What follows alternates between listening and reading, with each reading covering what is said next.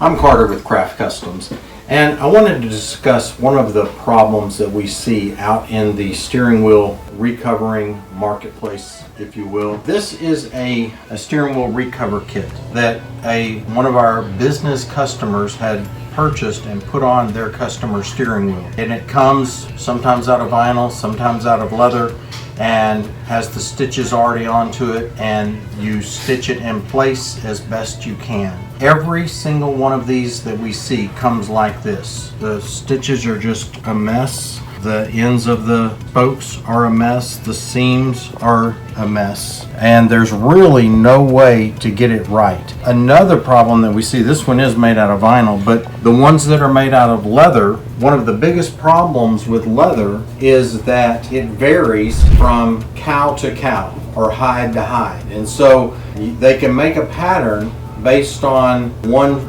particular hide of leather, but as soon as they go to start producing multiples of them, it will be different for every single pattern that they cut. And so when a customer receives it and tries to stitch it on, there's a 90% chance or better that it's not going to fit. And so we get a lot of this from customers where they'll try them and spend $175 on a kit to try to sew it themselves to save a little bit of money, and then end up having to send it in to have it be redone anyway. We also have a lot of customers call and want us to use a kit that they purchased and put it on, which we will not do because we already know in advance that it won't fit, as we've tried multiple times over the previous years. I wanted to show you what one of our steering wheels looks like as a finished product. We actually take it back to factory original. So when you get it back from us, it's going to look just like it was when it was brand new off the showroom floor. And another thing, the steering wheel is the centerpiece of the vehicle. It is the most touched and looked at thing in any